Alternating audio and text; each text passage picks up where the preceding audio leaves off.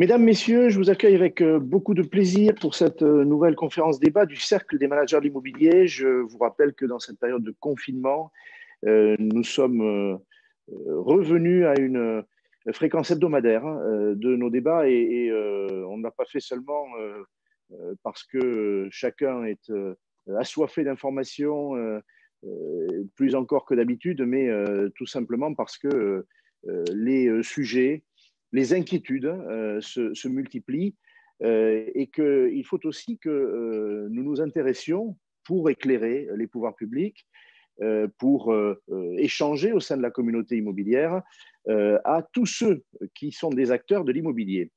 On va parler aujourd'hui de femmes et d'hommes dont je n'engage que moi, mais chacun pourra s'exprimer sur ce sujet, qu'on n'en parle pas assez. Ils sont pourtant l'essentiel des forces vives de la transaction, notamment résidentielle, transaction d'habitation dans notre pays. On estime que de l'ordre de 100 000 personnes seraient des négociateurs ou négociatrices pour les ventes, pour les locations de logements. Et parmi ces quelques 100 000 personnes, 80 000, 80%, proportion est facile à calculer, ont le statut d'indépendant, c'est-à-dire ne sont pas des salariés, mais sont des travailleurs non salariés, des agents commerciaux. Et notre secteur, d'évidence, est l'un des plus forts employeurs au sens du travail, de la mission confiée à ces agents commerciaux. On peut même dire qu'en termes dynamiques, des statistiques récentes l'ont démontré, c'est aussi l'un des secteurs qui fait de plus en plus souvent le choix de ce statut d'indépendant. Ce sont les personnes qui portent ce statut qui le choisissent, mais les entreprises qui recourent à leur talent sont aussi, semble-t-il, de plus en plus demandeurs de ce statut d'indépendance et de ce lien particulier. Alors, ces femmes et ces hommes, aujourd'hui, ils ont le problème qu'ont aussi les négociateurs salariés, que rencontrent les agences immobilières, que rencontrent les réseaux de transactions, que ce soit des réseaux de conseillers indépendants, que ce soit des grandes enseignes de franchiseurs. C'est l'impossibilité de faire des visites, c'est-à-dire très largement l'impossibilité de travailler, de mener à bien la mission de louer ou de vendre. Cette difficulté vient s'ajouter d'une manière générale à tous les blocages, à tous les embarras liés à la crise sanitaire, avec aussi son cortège de difficultés économiques, d'inquiétudes des ménages. Et on a vraiment voulu aujourd'hui mettre le focus sur cette façon de travailler et peut-être aujourd'hui les difficultés particulières associées à ces personnes. Alors, pour en parler, et je commence par les citer. Ils vont apparaître ou elles vont apparaître et dire un mot de courtoisie avant d'entrer dans le débat. Nous avons demandé,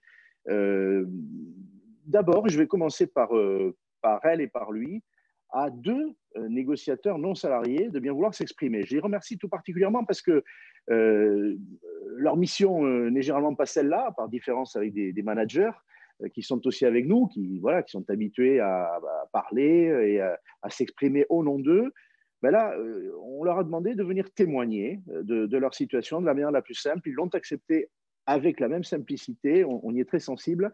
Et je salue d'abord Déborah de Mayed, elle est consultante immobilière.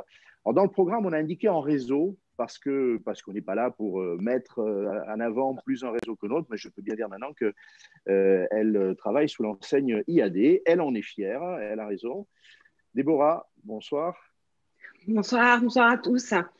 Tout d'abord, je voulais vous remercier de nous donner la parole. Effectivement, je suis mandataire indépendant depuis quelques mois maintenant, depuis 1 an. Et c'est en commençant sur les chapeaux de roue comme ça que l'avenir ne peut être que meilleur quand vous commencez avec le confinement. C'est sûr. Voilà. On reconnaît votre On garde beaucoup d'espoir.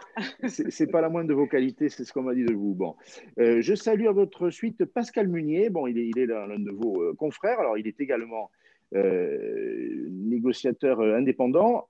Il travaille dans un autre cadre et on a souhaité que les deux façons de travailler soient représentées. Il est consultant immobilier, il travaille tout particulièrement avec une agence, l'agence Nesten de Loudéac.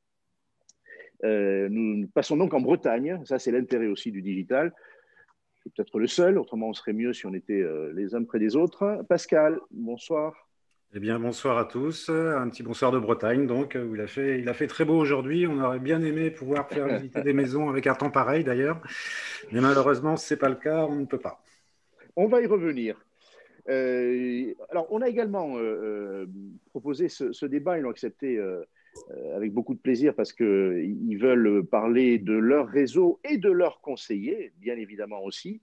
Les trois patrons des trois réseaux leaders. Alors, j'évoquais tout à l'heure IAD parce que Déborah travaille sous cette enseigne-là, mais nous avons le patron d'IAD, le directeur pour la France de cette grande enseigne, Olivier Descamps. Olivier? Bon, je crois qu'il est avec nous, mais il y a peut-être un problème. Allez, je continue. On ne perd pas de temps. Olivier Colcombé est également avec nous. Olivier, il est le patron d'un groupe qui s'appelle Digitereux, et ce sont surtout les deux marques qui sont dans le giron de ce groupe, qui sont bien connus, Capifrance, Optimum, de marques anciennes aujourd'hui dans l'univers de ce qu'on appelle les réseaux de mandataires, ou on va dire les réseaux de conseillers indépendants. Olivier a aussi des responsabilités à la tête de l'UNIS, il est un des membres du bureau. Bonsoir Olivier. Le sujet est important, crucial en cette période, et j'ai même envie de dire en ce troisième mois de confinement sur la même année, ce qui est lourd, et sur des petites imperfections ou irrégularités en ce qui concerne la liberté ou l'accès libre aux visites des professionnels garants versus des visites de particulier à particulier qui, eux, n'encadrent aucunement l'activité et la visite chez les particuliers. Et j'apprenais même tout à l'heure, allez, je l'intercale, que dans un département de France, je crois que c'est le Doubs, le préfet a pris la liberté avec l'interdiction de visite qu'il les autorise. Voilà. Alors, effectivement, je ne sais, c'est à vérifier, mais quoi qu'il en soit, il y a un sentiment d'injustice, quoi qu'il en soit, dans l'esprit de beaucoup de professionnels. On continue. Gabriel Pacheco, il est l'un de tes confrères, Olivier, il est le patron de Safety, une autre enseigne forte dans l'univers des réseaux de conseillers indépendants. Bonjour Gabriel. Bonjour Henri, écoutez, bonjour à tous, enchanté d'être avec vous ce soir pour parler de ce sujet, pour parler de nos conseillers, parce que c'est vrai que notre mission à nous, tête de réseau, et moi c'est pour ça que j'ai créé Safety il y a maintenant 10 ans, c'est vraiment permettre à nos conseillers de réussir. On sait que le contexte n'est pas évident actuellement, donc ça me fait plaisir de pouvoir partager aujourd'hui le diagnostic et ce qu'on pourrait faire pour améliorer finalement leur vie et leur réussite. Bon, je pense qu'avec Gabriel, on est à Toulouse. S'il est, à Toulouse, depuis le siège de la société. Voilà. Donc, on continue le voyage. Olivier lui-même était peut-être dans le sud-est. Il est entre le sud-est et Paris. Donc, on voyage grâce au digital. Alors, dernier invité qui est un homme rare et dont le destin est largement attaché au statut de travailleur indépendant. Il a travaillé à ce statut, il l'a façonné, il est l'inventeur, on peut bien le dire, du statut d'auto-entrepreneur, statut fiscal, utilisé par les travailleurs indépendants. Je vous renvoie aussi. Je suis présent. Immobilier pour avoir le. Il est là. Bonjour François. Bonjour. Donc sur le site, vous pourrez voir le parcours de François comme celui de tous nos invités. Vous pourrez voir qu'il a été proche de deux grands ministres des PME. Voilà. Ça me rajeunit un peu, François, lorsque vous étiez auprès de M. Raffarin, ministre, qu'il nous a été donné de travailler ensemble. Je vous retrouve avec beaucoup de plaisir. Vous êtes le président de l'Union des auto-entrepreneurs. Vous vous exprimez rarement, mais quand vous le faites en général, c'est de façon forte. Et on a lu de vous, il y a encore quelques semaines, que les travailleurs indépendants étaient les oubliés de la relance. hein, si je me rappelle bien le titre de votre tribune. Aujourd'hui, notre préoccupation, c'est bien aussi de savoir si les travailleurs non salariés de l'immobilier sont les sacrifiés de la crise. Hein, on est allé jusque-là. C'est-à-dire si on voit bien quelle est leur situation, on va mettre un projecteur là-dessus si on a raison de les empêcher de travailler ou si les aides qui sont à disposition sont à la hauteur des difficultés qu'ils risquent de rencontrer. Voilà, c'est tout ça qu'on va explorer. Alors, avant, François, de vous donner la parole d'abord, je voudrais que Émilie Jousset, qui est la présidente de ce cercle, elle a contribué à le fonder, nous dise un mot d'accueil aussi, et juste après elle, les deux coprésidents, Benjamin Darmoni, François Emmanuel, et on entre dans le vif du sujet, sachant que nous sommes désormais au complet, François étant arrivé. On y va, Émilie. Merci Henri, merci à tous d'avoir accepté cette invitation. Alors, comme vous le savez, mais je le répète pour voilà, ceux qui nous rejoignent pour la première fois, le Cercle des managers de l'immobilier, on l'a voulu et créé pendant le premier confinement pour débattre de tous les sujets qui s'imposaient à toute la filière de l'immobilier, sans exclure personne. Et ce cercle, il a pour objet de débattre sans tabou, en toute sincérité, de façon à faire avancer les choses, de donner de l'information à ceux qui nous regardent. Et là, aujourd'hui, on est vraiment sur un sujet qui préoccupe toute la communauté professionnelle de l'immobilier, puisqu'il y a un maillon de la chaîne qui est rompu. Le fait de ne pas faire de visite, et malgré tous les protocoles sanitaires qu'on essaie de mettre en place voilà, au niveau des syndicats professionnels avec le gouvernement, on sent vraiment un blocage au niveau du gouvernement aujourd'hui.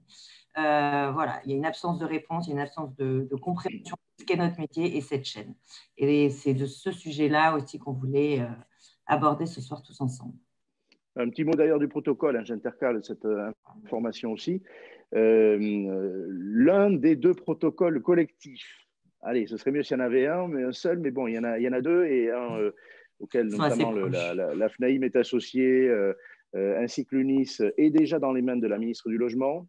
Et un deuxième, je crois, est en train de se finaliser avec le SNPI, hein, le troisième syndicat de la transaction, comme chef de file. Bon, tout ça, sans doute, sera synthétisé. Et en tout cas, Emmanuelle Wargon a cela en main pour essayer de convaincre, tout porte à croire qu'elle essaie de le faire, le ministre de l'économie et plus largement les hauts dignitaires de l'État. Voilà, je donnais cette information. On est encore dans l'actualité, on peut encore parler de ça. Ça n'est pas mort. Voilà, le débat continue. Benjamin, François Emmanuel, dans l'ordre que vous voulez.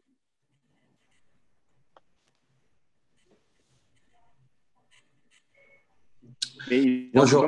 Commence, voilà. Bonjour à tous. Les agents commerciaux font partie du paysage immobilier depuis des années. Et aujourd'hui, on a voulu leur donner un temps de parole parce que très clairement, aujourd'hui, les enjeux sont extrêmement importants. Henri, tu viens de le dire, les protocoles sanitaires, nous les avons mis en place. Nous ne comprenons pas pourquoi nous sommes la seule profession réglementée à ne pas avoir le droit d'accueillir nos clients.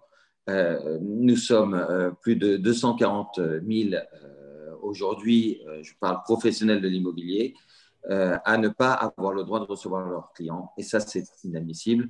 Il faut réagir, il faut agir. Et c'est pour ça qu'aujourd'hui, nous sommes ici pour le faire. Je rappellerai que sans visite, il ne peut pas y avoir ni vente ni location. Et en conséquence de quoi, ça va retarder l'économie et surtout les économies de tous les professionnels de l'immobilier. Oui. Merci beaucoup, Benjamin, François-Emmanuel. Le logement, que ce n'est pas un bien de consommation comme un autre. C'est le premier secteur de dépenses des ménages français.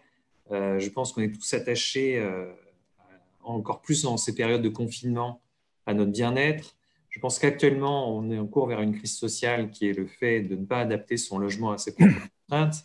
Et on va véritablement vers une crise qui n'est pas seulement une crise de nos professions, mais également une crise sociale évidente si on n'arrive pas à permettre la mobilité de tout un chacun. Voilà, donc je pense qu'on est face à un mur. Les professionnels ont pris leurs responsabilités. Je pense que maintenant, il s'agit au pouvoir public de faire autant. Voilà. Et j'aime bien, en fait, ce soir, entendre des témoignages de vraies personnes qui sont sur le terrain et qui accompagnent les Français dans leur démarche de transaction. L'UNIS est très fier d'avoir parmi ses membres les réseaux de mandataires et nous illustrons parfaitement ce qu'est la transaction en France actuellement.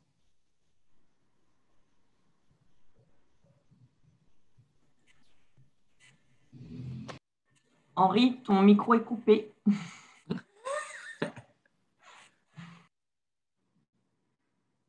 Mon micro, ça marche? Ouais, c'est un dysfonctionnement.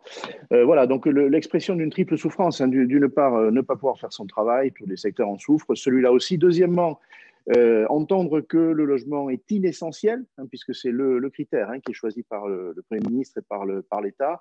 Chacun appréciera si changer de logement est essentiel ou pas. Et puis une rupture aussi, le sentiment d'une rupture d'égalité devant l'obligation. Tout à l'heure, j'évoquais peut-être certains départements qui ont plus de liberté sur le choix du préfet, mais en tout cas, on sait aussi que les visites de logements sociaux pour les louer sont possibles parce que c'est assimilé à un acte administratif et que c'est aussi le cas des visites de logements vendus par adjudication qu'on peut visiter avec un notaire ou un avocat. C'est également assimilé à un acte administratif. Voilà, donc un sentiment qui prend trois formes, mais qui est une douleur pour la profession, incontestablement. François Hurel, je commence avec plaisir avec le président de l'Union des auto-entrepreneurs. On rappellera devant des participants qui pour beaucoup sont avisés, je précise d'ailleurs que ce sont 1200 participants qui suivent cette conférence, sans doute beaucoup travailleurs indépendants, bien évidemment, mais pas seulement, largement la filière. Je peux même vous dire que le conseiller du ministre des PME suit cette conférence, celui qui est chargé du suivi de nos professions. Bref, ceux qui parlent ce soir ont un porte-voix important. François Hurel connaît évidemment le statut d'auto-entrepreneur qu'il a créé. De très nombreux conseillers indépendants sont porteurs de ce statut, qui est un statut fiscal. François pourra le repréciser. Et puis, il connaît très bien le statut d'indépendant. Alors, avec la vision panoramique qu'il a sur l'ensemble des indépendants de tous les secteurs d'activité, j'avais envie de vous demander, François, si le secteur de l'immobilier, qui est très utilisateur de ce statut, vous étiez familier, si vous aviez la conscience, je donnais les chiffres tout à l'heure, que l'écrasante majorité des négociateurs portaient ce 80%. 80%. Est-ce que vous prenez la mesure? Est-ce que vous pensez que l'État, vous êtes un interlocuteur privilégié, régulier, turbulent quand il le faut, est-ce que vous pensez que l'État prend bien la mesure des difficultés spécifiques de ces travailleurs-là? On a entendu le président de la FNAIM l'autre jour disant qu'il avait incliné la ministre du Logement à obtenir le chômage partiel pour les négociateurs. Simplement, on ne parle que de 20% de ces négociateurs. Les autres n'ont pas accès au chômage partiel. Quelles sont les aides auxquelles ils ont accès? Vous allez peut-être pouvoir nous éclairer. Il y a l'aide exceptionnelle de 1 500 €, mais on sait aussi qu'elle se calcule d'une certaine manière. On va demander, voilà. Voilà, votre regard aujourd'hui sur cette situation, et peut-être même ensuite une question un peu plus fondamentale. Est-ce que ce statut d'indépendant, vous avez été un ouvrier, un mécanicien à de nombreuses reprises pour l'améliorer, le façonner, est-ce que devant cette crise qui risque d'être durable, vous avez l'idée qu'il faudrait le faire évoluer ou qu'il faut simplement en voir les difficultés lorsqu'elles se présentent? Voilà, donc des questions nombreuses et toutes celles que vous voulez aborder. Beaucoup de questions. Merci en tout cas de m'avoir invité. Je vais essayer de faire synthétique et le plus rapidement possible. Donc effectivement, vous l'avez souligné, le statut d'indépendant est un statut important en France. Sans doute a-t-il été sous-estimé très largement après les 30 glorieuses post-guerre où effectivement le statut de salarié a reçu largement plus que le statut d'indépendant qui a toujours été un peu après-guerre, un peu le laissé pour compte. Il n'empêche, il retrouve largement ses lettres de noblesse et le régime de l'auto-entrepreneur, on l'a vu, lui a redonné un succès, j'ai envie de dire, colossal. Aujourd'hui, pour vous donner juste un ordre d'idée, 1200 Français s'inscrivent tous les jours au régime de l'auto-entrepreneur. Ça veut dire qu'il y a 1200 Français qui se lancent dans l'aventure. Alors, ce sera sans doute encore plus dans les semaines, mois à venir. Alors, je peux le déplorer pour une partie parce que ça signifie évidemment que c'est une chance supplétive pour un certain nombre de gens, faute de trouver un emploi salarié. Mais en même temps, je me réjouis parce qu'effectivement, on s'aperçoit que la France sera pareille au reste du monde et que l'indépendant fait largement chemin parce que il s'accommode bien plus d'une société de services que nous vivons qu'une société industrielle. C'est vrai que dans un monde industriel, le salariat a connu ses lettres de noblesse et c'était, j'ai envie de dire, assez logique.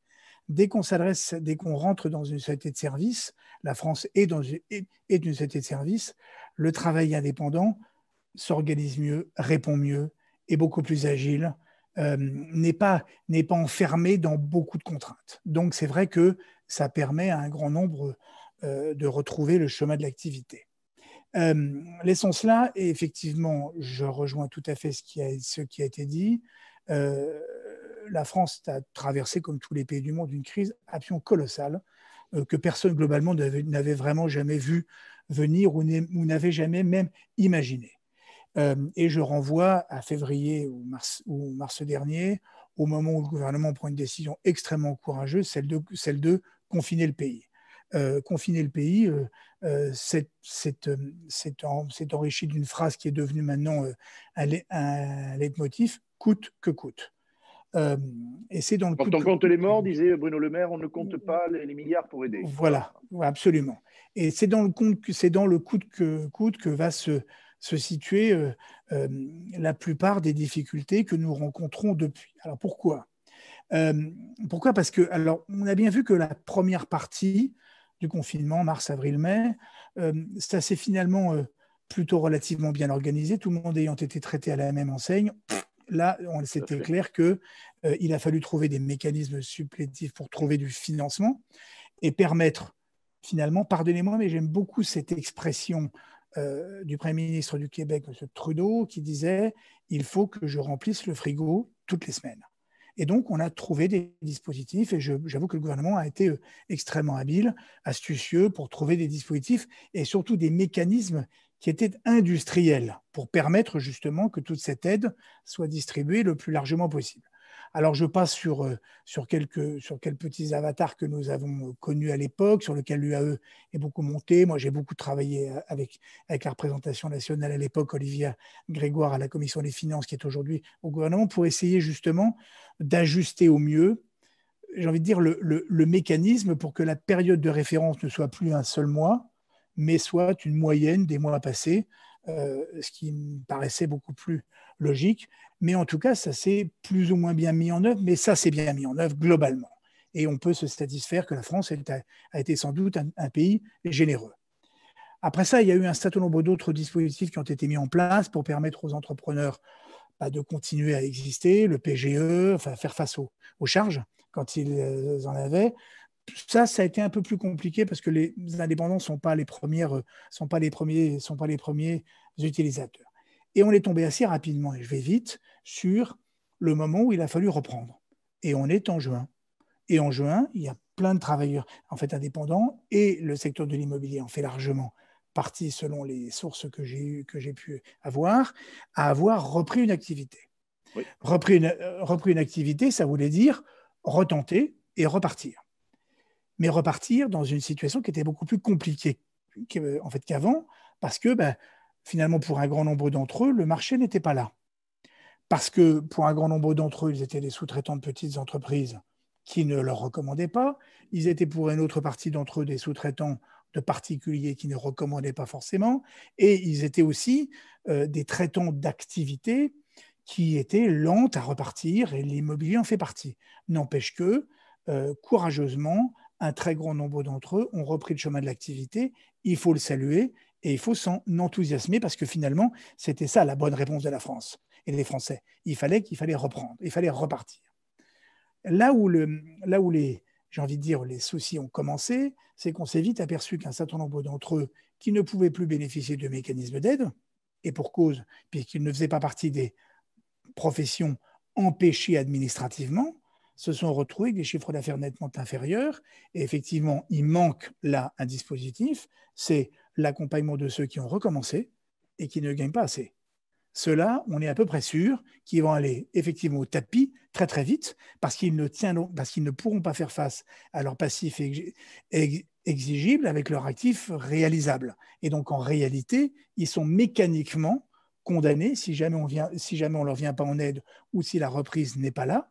Eh ben, ils sont mécaniquement en fait condamnés. Donc, il faut absolument et rapidement qu'on mette en place le maximum de dispositifs d'accompagnement de ceux qui sont empêchés et de ceux qui repartent, mais qui ne repartent pas à fond, j'ai envie de dire, qui ne retrouvent pas leur chiffre d'affaires passé. Deuxième confinement arrive, et là, j'avoue que entre-temps, et avant ce deuxième confinement, j'ai quand même noté, moi, que les indépendants étaient les grands oubliés du plan de relance. On a parlé de beaucoup de gens, on a parlé des salariés, des grandes entreprises, des moyennes entreprises, etc. Et puis les indépendants, dans le discours d'investiture du Premier ministre, je n'ai pas entendu le mot indépendant. Dans l'intervention du président de la République à l'époque, je n'ai pas entendu le mot indépendant. Je me suis à ce moment-là, vous l'avez souligné, fendu d'une tribune assez vigoureuse en disant c'est les grands oubliés. Mais qu'est-ce qu'on a fait? Pourquoi est-ce qu'on les oublie? Heureusement, j'ai envie de dire, depuis les choses ont été réparées et les indépendants, maintenant, on en parle beaucoup plus. Bon, oui, on en parle plus, mais on n'a pas mis encore les mécanismes en place. Et je continue de dire que malgré ce deuxième confinement, et on voit bien que la France a été encore plus généreuse et que le gouvernement habilement a mis en place des dispositifs encore plus généreux. 10 000 euros, on était à 1 500 euros pour le fonds de solidarité, on monte à 10 000, tant mieux. Tant mieux. Ces 10 000 euros, François, je vous interromps, c'est un point très important. J'ai échangé hier avec un grand expert comptable que vous connaissez. Oui.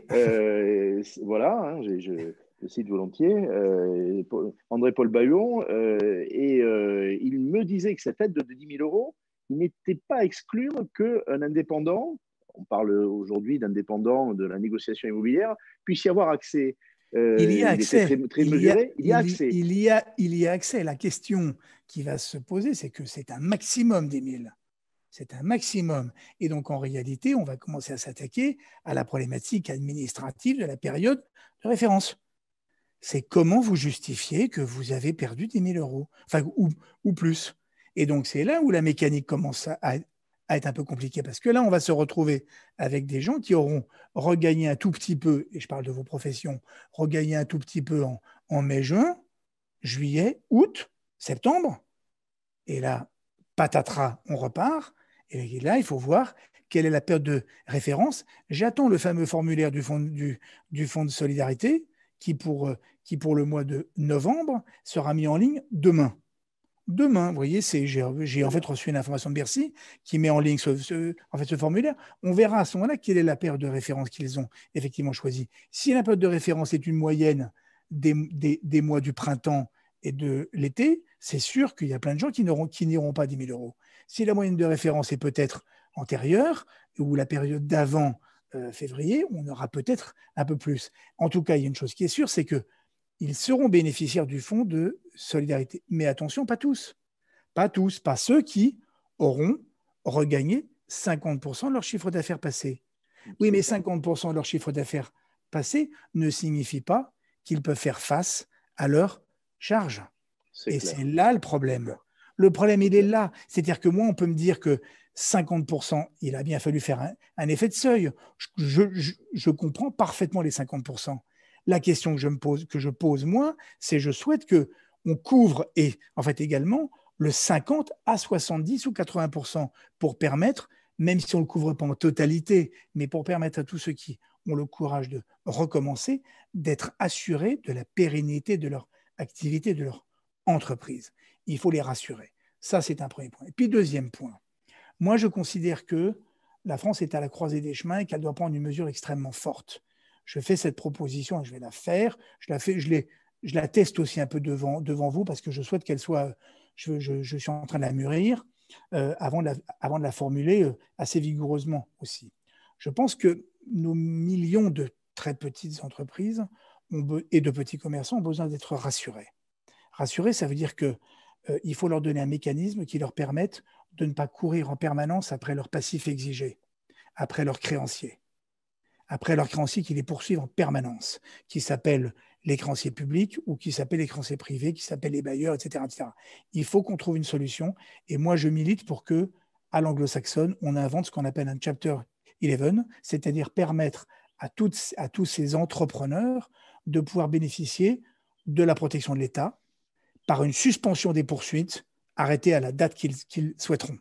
On arrête leurs passifs, ils ne sont plus poursuivis, ils n'ont plus de passifs exigibles et on verra leur retour à meilleure fortune lorsque les choses se seront restabilisées, que la crise sera derrière nous. Je pense que si nous ne le faisons pas, nous envoyons dans le mur des centaines de milliers de très petits entrepreneurs qui, faute du fonds de solidarité, n'ayant pas de plan de relance, iront dans le mur.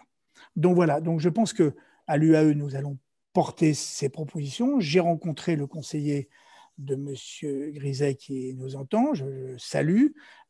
J'ai rencontré un certain nombre de conseillers auprès du Premier ministre, auprès du Président de la République pour dire exactement la même chose. Il faut vraiment que nous lancions maintenant quelque chose qui soit à la fois vigoureux, lisible, simple, qui rassure et qui protège. Qui rassure et qui protège. Merci beaucoup François, et c'est très clair on sent aussi, je pense que ça fera chaud au cœur à tous les participants, voire aux débatteurs, qu'on a en vous un relais fort vers les pouvoirs publics. Vous pouvez. Ils vous font confiance, ça fait longtemps que vous avez témoigné de l'objectivité de vos demandes, de vos propos. Merci encore. On pourra reparler du statut tout à l'heure et des évolutions éventuelles. J'avais évoqué ce sujet. Ça, je peux en parler aussi. On pourra y revenir. Absolument. On y reviendra tout à l'heure.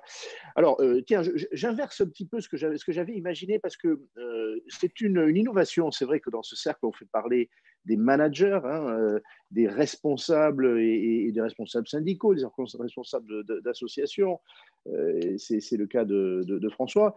On a voulu aussi une femme et un homme de terrain, puisqu'on veut réparer ce préjudice qui consiste à n'avoir pas assez parlé jusqu'à présent des indépendants de l'immobilier. Il fallait qu'ils soient là directement, même si les patrons de réseau sont là aussi. Alors, allez, je vais commencer par Déborah. Déborah, vous travaillez dans le cadre d'un grand réseau de conseillers indépendants, c'est IAD, on peut bien le citer. Vous êtes récente dans la profession, vous nous l'avez dit tout à l'heure, quelques mois. Quelle est votre situation? François Hurel, avec beaucoup de précision déjà, mais a témoigné qu'il était sensible à votre situation dans l'immobilier.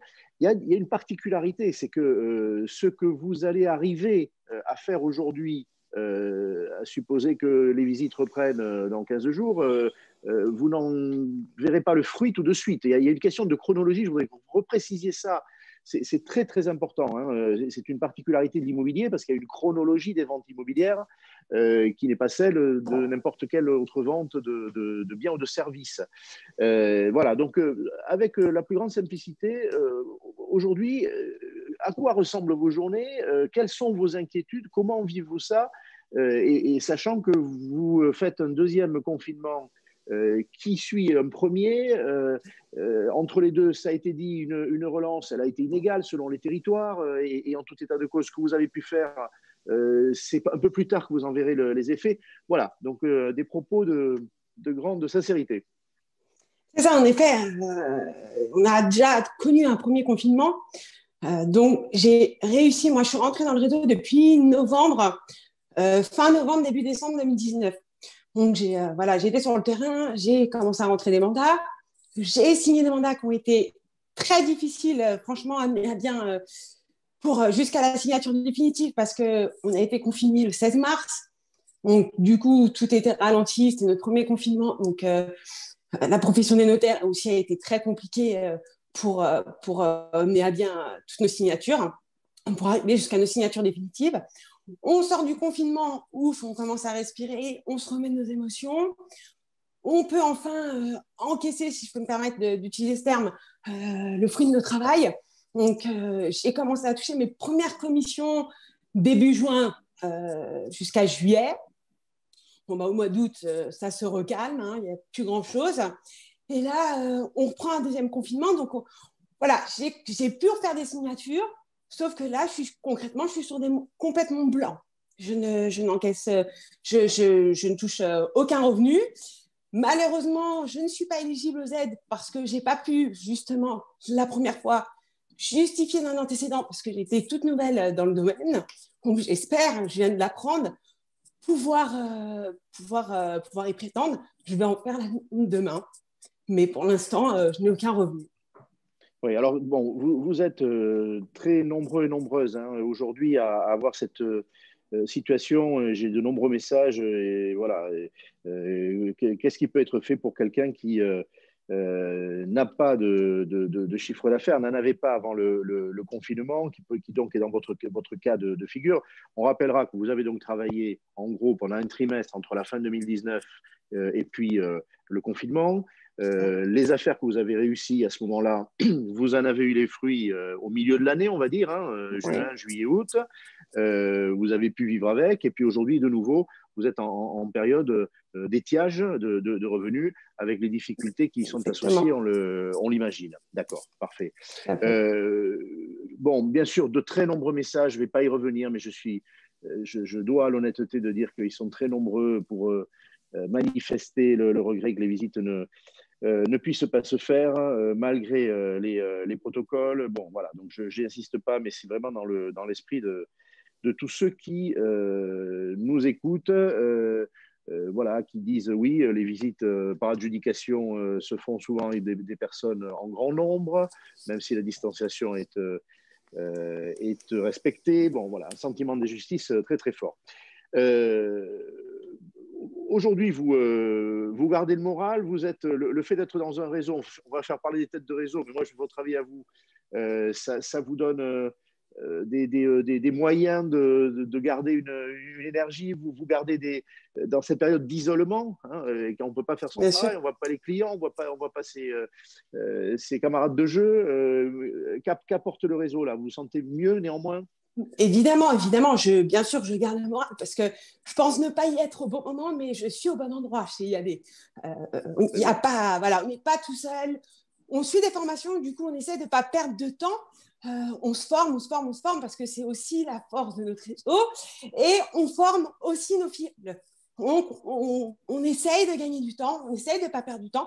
On ne perd pas de temps parce que voilà, on se peaufine, on apprend d'autres choses, on se réunit via des réunions Zoom et on fait énormément de réunions d'équipe où les anciens nous aident, on aide aussi nos nouvelles recrues.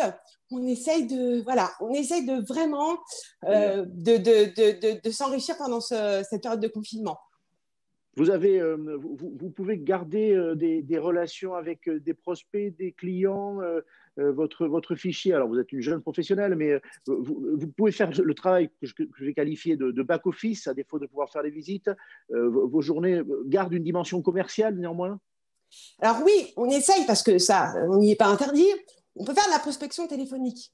Oui. C'est là où, très honnêtement, on ressent un sentiment d'injustice parce que je vais vous citer un exemple ça m'est arrivé très récemment. J'ai fait donc du phoning, ce qu'on appelle la pige dans notre milieu. J'ai un prospect qui m'a répondu exactement ce que je vais vous dire. Écoutez, madame, rappelez-moi plus tard, sauf qu'aujourd'hui, j'ai plus de chances que vous de vendre mon bien tout seul. Parce que vous ne pouvez pas faire visiter. En revanche, moi, ouvrir ma porte, ce sera plus facile. Donc là, merci de l'avoir dit parce que voilà. J'ai des questions aussi qui disaient exactement ça. C'est mieux si c'est vous qui le dites sans lire les… Voilà, c'est aussi ce que vous pensez. Clairement, quand je parlais de sentiment d'injustice, ça peut être par rapport à d'autres professionnels au secteur HLM et puis ça peut être par rapport aux particuliers qui s'exonèrent des règles du jeu parce que normalement, elles pèsent sur les particuliers de la même manière. Très bien. Merci beaucoup, Déborah. On pourra revenir vers vous, bien sûr. Allez, Pascal Munier. Pascal, vous faites dans le même cadre, c'est-à-dire avec ce statut d'indépendant, le métier de négociateur, avec plus d'ancienneté. Vous pouvez nous en dire deux mots, sachant que je crois que vous avez connu le statut négociateur salarié. Aujourd'hui, vous avez le même que Déborah et vous travaillez simplement en relation avec une agence immobilière que je qualifierais de traditionnelle sur un marché de région en Bretagne. Même chose, témoignage, comment vous vivez aujourd'hui votre accès aux aides? Alors, pour vous, c'est différent, il y a une plus grande ancienneté. Est-ce que pour vous, ça fonctionne mieux? Ça semble plus adapté? Racontez-nous. Alors, écoutez, par rapport au premier confinement, je reviens un petit peu sur le premier confinement. Effectivement, le système des aides a plutôt bien fonctionné. En ce qui concerne le deuxième, on va s'apercevoir que, comme vous le disiez tout à l'heure, on a évidemment un délai et un décalage de 3 mois environ entre la signature d'un compromis de vente et la signature de l'acte officiel chez le notaire. Donc, c'est vrai que là, pendant le mois de novembre, on a eu quelques signatures qui ont pu se faire parce que certains notaires travaillent de façon électronique et on arrive à faire quelques signatures. C'est possible. Mais le problème, il ne va pas se poser tellement pour le mois de novembre en ce qui nous concerne, ça va se poser dans 3 mois. C'est pas aujourd'hui qu'il va y avoir ce souci-là. Parce que là, effectivement, on se retrouve dans un mois où on n'a pas le droit de faire de visite et paradoxalement, on a quand même le droit d'aller chez les gens pour estimer leurs biens. Alors, ce qui est quand même assez particulier dans la mesure où je me retrouve parfois à aller estimer des biens et je me retrouve dans des maisons où il y a plus de monde finalement que quand certaines fois je vais faire des visites où je ne suis qu'avec 2 personnes pour faire visiter une maison qui n'est plus habitée. Bien sûr, si c'est une résidence principale familiale, vous allez rencontrer les habitants de la résidence. Exactement, qui vont être peut-être plus nombreux que lorsque je vais faire une visite de maison inhabitée. Donc ça, c'est déjà une petite particularité à souligner. Et d'autre part, je reviens un petit peu sur ce que disait Déborah tout à l'heure. Effectivement, on se rend compte aussi que j'ai eu le cas également de certains clients vendeurs, parce qu'il faut bien se dire que, et vous le savez tous dans la profession, que la plupart du temps, les gens qui mettent en vente leurs biens, c'est qu'il y a un caractère urgent pour cette vente, à part juste un déménagement qui pourrait justifier la vente, mais bien souvent, ça peut être dans des cas de divorce, de décès, de dette. Vous savez, vous connaissez tous la formule des 4D. Et dans ces cas-là, de plus en plus ces temps-ci, c'est-à-dire que ceux qui se replient parce qu'ils n'ont plus les moyens, on va les voir de plus en plus nombreux, malheureusement. Donc ça, c'est une urgence renforcée. Exactement. Et puis même les événements heureux qui correspondent à ceux que vous avez décrits relèvent de l'urgence. Quand un enfant va naître et qu'il faut une pièce de plus, c'est une urgence heureuse, mais c'est une urgence. Bien entendu. J'ai même eu une cliente aujourd'hui, vous voyez, nous avons sa maison à vendre, parce qu'elle fait construire une autre maison à côté, dans une commune proche. Le problème, c'est que les artisans, eux, ont continué à travailler, que sa maison est bientôt finie et que nous, on n'a pas encore vendu la sienne. Vous voyez, donc ça, c'est encore un autre cas de figure qui peut poser problème. Donc voilà, toutes ces petites incohérences, c'était effectivement un petit peu agaçant, surtout dans la mesure où, comme je vous l'ai dit, les protocoles sont respectés, évidemment. Moi, je sais que même déjà pendant la période du déconfinement, on respectait quand même le protocole. Donc, c'est-à-dire qu'on est rompu à l'exercice, ce n'est pas quelque chose qui nous rebute. Les gens, en plus, le comprennent parfaitement, que ce soit les acquéreurs comme les vendeurs. Tout le monde joue le jeu. Enfin, j'ai pas eu de refus manifeste pour ce genre de choses. Par ailleurs, ce que je voulais également souligner, c'est que au niveau donc, des aides, il est clair que je ne sais pas comment ça va se passer dans 3 mois, mais lors du premier confinement, on est sorti du confinement, on va dire, on était au milieu du printemps. Période qui est quand même relativement bonne pour les transactions immobilières. Là, on va sortir du confinement en plein hiver. Période qui traditionnellement est un peu moins bonne que celle du printemps. Donc forcément, le volume d'affaires risque de diminuer. On ne se le cache pas. Donc c'est pour ça que tout ça, voilà, je pense que si on nous laissait un petit peu plus de champ d'action, ça éviterait certaines catastrophes au niveau de certains indépendants. Aujourd'hui, je ne vais pas vous demander des choses qui relèvent de l'intimité, mais vous arrivez à vivre. Alors, vous avez une ancienneté, donc vous n'êtes pas dans le cas de Déborah. C'est intéressant d'avoir les deux cas de figure. Vous avez eu accès à cette aide exceptionnelle, au fonds de solidarité, les 1 500 euros. Je ne connais pas votre situation de famille, mais aujourd'hui, vous arrivez à vivre ou c'est difficile et vous anticipez là, à la fin de l'année, de quelle manière? Avec le sourire ou dans l'inquiétude? Alors aujourd'hui, bon, je ne vais pas vous le cacher, on arrive à s'en sortir. Alors il faut préciser que notre secteur du Centre-Bretagne a été particulièrement gâté, entre guillemets, Oui. par le déconfinement, puisque bon, c'est vrai qu'on a attiré beaucoup de gens et donc on a très bien travaillé, même je dirais, en mai, juin, juillet, même en août. L'avenir, bon, moi je reste optimiste de toute façon, parce que c'est vous. Puisqu'il faut l'être. Hein. Les indépendants, en général, ils sont optimistes. Je serais peut-être un petit peu plus méfiant quant à ce deuxième déconfinement. Pas tant que le territoire sur lequel je travaille ne soit plus attractif, mais j'entends parler depuis quelque temps d'une troisième vague. Et donc, voilà. Jusqu'où ça va aller, dans quelles conditions, etc. Donc, je pense qu'effectivement, si on avait la possibilité de pouvoir travailler dans des conditions normales, enfin pas normales évidemment, mais dans des conditions qui permettent au moins de faire une visite, quitte à réduire le nombre de visiteurs. On n'est peut-être pas obligé de faire visiter une maison avec toute la famille. On peut faire visiter le couple et les faire visiter un par un. Enfin, il y a des solutions qui existent, je pense, et qu'on devrait pouvoir appliquer. Mais bon, pour l'avenir, on espère tous pouvoir retravailler dès début décembre. Après, l'avenir nous le dira. Parfait. Bon, écoutez, merci de ce témoignage. Oui, on constate l'optimisme chez vous comme chez Déborah. Je crois que c'est ce qui peut vous porter et changer la face des choses, quoi qu'il en soit. Voilà, peut-être on fait un salut courtois aussi à Gérard Brenat, qui est le patron de l'agence avec laquelle vous travaillez, voilà, qui est aussi un optimiste. Il a ça en commun avec vous. Alors moi, je voudrais faire une mise au point parce que j'ai des questions et des observations.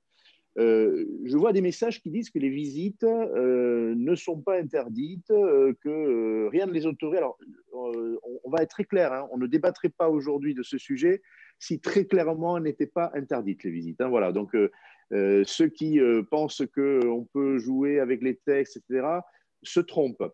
J'ai aussi des témoignages très violents, je le dis, de professionnels qui estiment que ceux qui ne respectent pas la réglementation n'ont rien à faire dans la profession. Voilà, alors je me dois de retransmettre ce que j'entends là et je peux le comprendre. Je m'associe en tout cas à l'indignation. Il ne peut pas y avoir deux poids, deux mesures. La réglementation se respecte. On peut la déplorer, on peut expliquer pourquoi, on le fait depuis tout à l'heure. Certainement pas faire semblant de l'ignorer. Allez, on passe au patron des réseaux leaders de consultants indépendants, d'agents commerciaux, d'agents mandataires. On peut les appeler ainsi aussi. Je vais commencer par Gabriel, parce qu'il en faut un, tout simplement. Et on va dire que c'est l'ordre inverse alphabétique. Gabriel, patron de Safety, l'un des réseaux leaders, forte notoriété. Voilà, il y a des spots à la télévision, je ne sais pas si c'est encore le cas maintenant. En tout cas, vos enseignes, messieurs, sont bien connues. Vous avez connu un très fort développement ces dernières années. Et vous êtes à l'origine, je le rappelais avec François Hurel tout à l'heure, de ce recours de plus en plus important. C'est très largement les réseaux, plus encore que les agences classiques, qui recourent à ces femmes et ces hommes ayant statut d'indépendants. Alors, aujourd'hui, comment regardez-vous votre situation en tant que tête de réseau, c'est-à-dire la situation collective d'une entreprise comme Safety, la situation individuelle des conseillers qui composent Safety? Gabriel, tu vas nous rappeler combien vous êtes aujourd'hui, parce que je disais que ça évolue vite, donc je ne vais pas m'avancer. Comment Safety, il pourrait y avoir des réponses différentes avec tes confrères, mais comment Safety soutient-elle ses conseillers? On a entendu des messages, je dirais, reconnaissants tout à l'heure de Déborah par rapport à son réseau. Bon, comment ça se passe chez toi? Qu'est-ce que tu peux faire? Qu'est-ce que tu ne peux pas faire? Parce qu'à un moment donné, la réalité économique s'impose et que chacun aussi est conduit à l'assumer. Merci Henri. Beaucoup de questions. Alors, je vais essayer d'y répondre sans prendre trop de temps pour autant, hein, calmement, mais sans prendre trop de temps parce que mes confrères… Parce que les autres vont t'en vouloir, voilà, c'est ça le problème. Voilà. Exactement. Je veux pas empiéter sur leur temps de parole, bien évidemment, de manière très respectueuse. Donc collectivement, comment va Safety?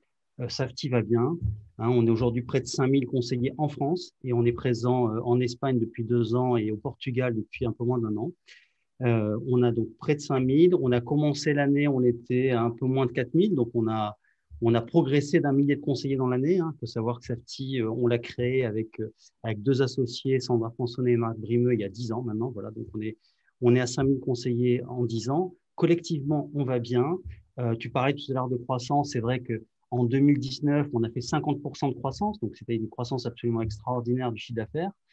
En 2020, avec ces confinements, celui du mois de mars-avril et celui d'aujourd'hui, on devrait être à plus 10, plus 15% de chiffre d'affaires dans un marché qui devrait être à moins 10 ou moins 15. Donc, on fait nettement mieux que le marché, toujours. Peut-être plutôt moins 20 ou moins 25.